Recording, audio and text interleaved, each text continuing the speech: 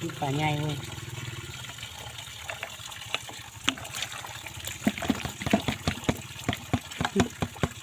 งามๆเลย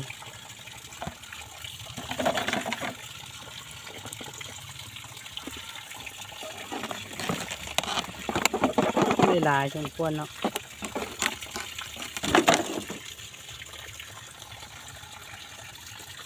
ใช่กับบุหลายเนาะประมาณ8 ตุกนี่เนี่ยมีค่อนข้างสบายดีพี่น้องปองปายเนาะทางพังไทยแล้วก็พังลาวเขาเนาะทางสปป.ลาวเขาเนาะมื้อนี้จันสุกสิพามาใส่เป็นกระตุกเนาะเพราะว่าผ่านมานี่จันสุกใส่แต่มือกลางเว้นเนาะแล้วมื้อนี้จันสุกสิพามาใส่เป็นข้างคืนลองเบิ่งเนาะเพราะว่าทางหัวหน้าเพิ่นขอมาเนาะขอมาว่าอยากกินปลาซิวว่าซั่นเฮ็ดก้อยปลาซิวแน่ว่าซั่นบ่าวจันสุกเอ้ยใส่ตุ่มใส่กระตุกให้แน่ว่าซั่นก็เลยว่าจะสุกสิพามาใส่กระตุกเนาะกระตุกกับจันสุกเลยเฮ็ดใบเรียบร้อยแล้วเนาะก็ประมาณอยู่นี่แหละเนาะประมาณ8 ตุกเนาะมื้อนี้ก็สิออยเป็นหัวอาหารลาวเนาะรหัส983เนาะเดี๋ยวครับเป็นกระตุกเนาะกระตุกที่จันสุกเลยเฮ็ดไว้แล้วเนาะเพราะว่าง่ายๆเนาะคือกันกับพี่น้องพังไทยเขาเฮ็ดแล้วเนาะนี่ก็เจาะหูเนาะแล้วก็เสียบเข้าในเลยนี่เดี๋ยวสิมาเบิ่งวิธีใส่ของอาหารเนาะ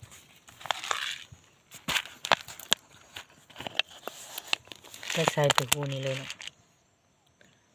เติมลงหูนี่เลยนะ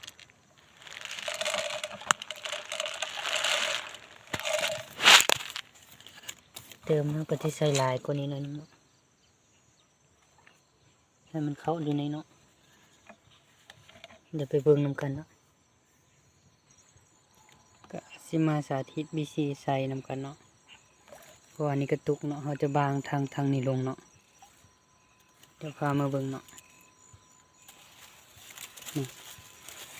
เขาบางเบื้องนี้ลงเลยเนาะจุ่มลงแล้วก็สั่นให้หัวอาหารมันลงเนาะแล้วก็จุ่มลงไปเลยเนาะแล้วเขาก็จะปล่อยให้น้ำเขาเนาะน้ำเขาประมาณครึ่งตุกเนี่ยเนาะแล้วก็ปะไว้เลยเนาะเอาหลังจากจันสุกเลยใส่ไว้เนาะใส่ไว้ประมาณอยู่คืนหนึ่งเนาะเดี๋ยวตอนเช้านี่ก็สิพามาเบิ่งเนาะว่ามันสิได้บ่เนาะเพราะว่ามื้อวานนี้จันสุกเลยใส่เป็น8 ตุกเนาะเดี๋ยวรอลุ้นลองเบิ่งมันสิเป็นจังได๋เนาะโอ้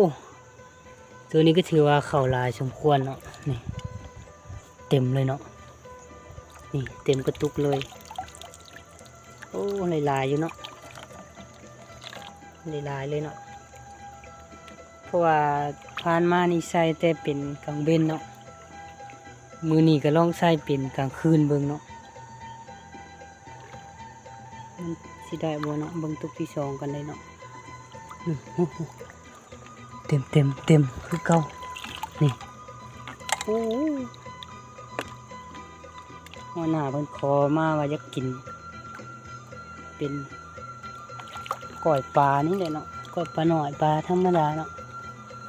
ก็จัดให้เนาะบ่มีปัญหาจัดให้น้ำก็เป็นน้ำใสๆเลยเนาะธรรมชาติเลย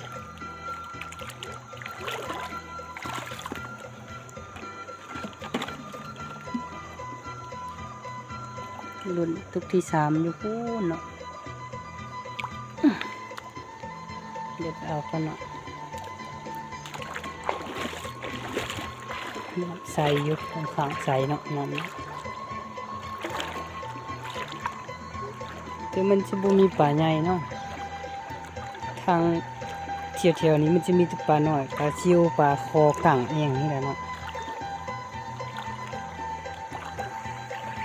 เดี๋ยวเบิ่งตุกที่3นะตุกที่3โอ้เจ๋งเลยเนาะก็ได้ใส่ไว้อยู่ในภูมิหน่อยนึงเนาะเพราะว่าแถวนี้มันมีค่ายทหารเนาะก็เลยว่าจะ ปิดปกในหนึ่งเนาะยันไอ้น้องมาเลาะเอาเนาะเวลาอยู่ตุกที่3เนาะ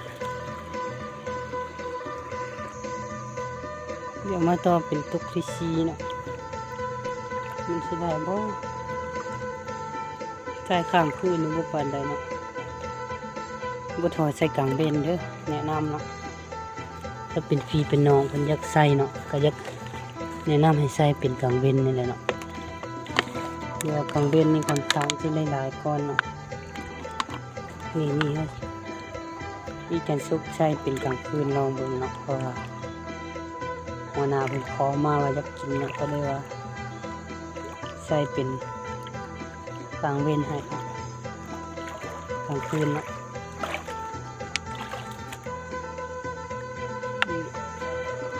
ซื้ออะไรซีกระตุกแล้วเนาะซื้ออะไรหลายอยู่เนาะซื้ออะไร6 ตุกแล้วเนาะได้หลายอยู่เนาะต่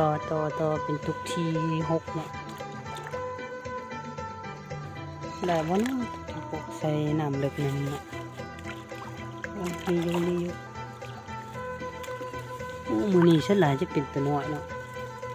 ฉันบ่มีตัวใหญ่ปานใดเนาะ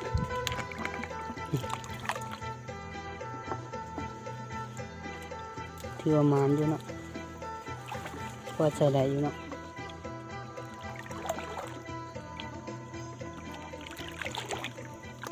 นี่ก่อนเนาะตุกใหม่ก่อนได้ว่าตุกนี้มานอยู่โอ้ขาเปื้อเลยลุดเอา10หายแล้วลุดนี่เข้าไปนั่นแหละโย่หลายอยู่เด้บางน้ำเขียวเลยแหละ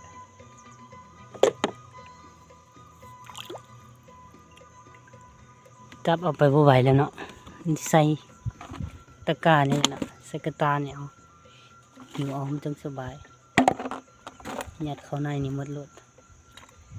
เดี๋ยวไปเทอยู่เพื่อนเอาเนาะแถวนี้มีปลาลายอยู่เนาะนี่ลกไม้งามเนี่ย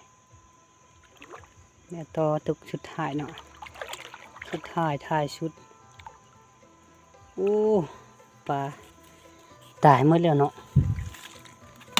นี่ส่วนหลายจะเป็นปลาเขาเอิ้นปลาเก็ดแข็งเนาะไม่ใช่ปิโตสีแดงๆเนาะมีหลายอยู่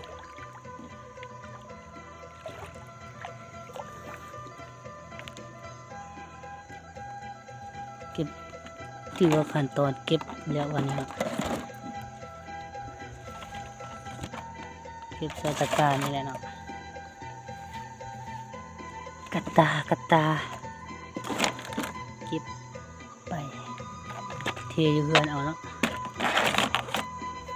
หลายอยู่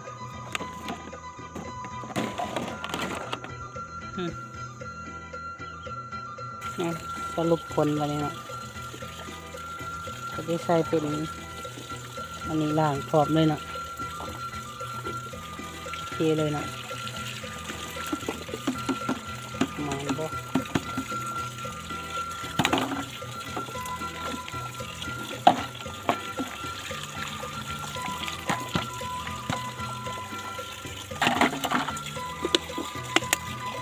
ล่างปลาพอ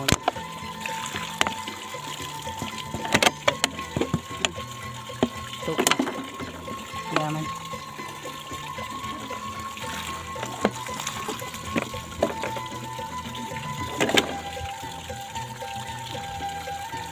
ใส่อยู่8 ตุกเนาะตัวนี้มีตัวเนื้อหลายเนาะมีตัวง่ายหลายมันก็เลยว่าพอกยากได้ก็ได้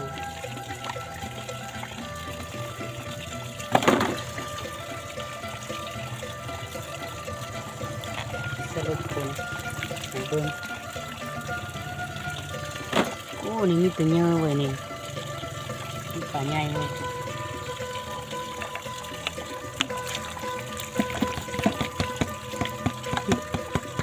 งามๆเลย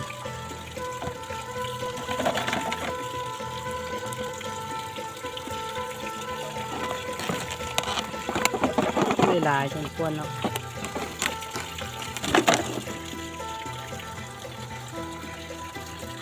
ใช่กับบุหลายเนาะประมาณ8 ตุกนี่แหละมีค่อนข้างปลาใหญ่หลายเนาะปลาหนุ่มนี่เนาะอันนี้ก็จะเอื่นปลาเป็นปลาจาดเนาะปลาจาดน้อยเนาะมีหลายอยู่เด้อพอกินเลยเนาะล้างเลยปลาได้หลายปลาจาดพอชำนี้เนาะสรุป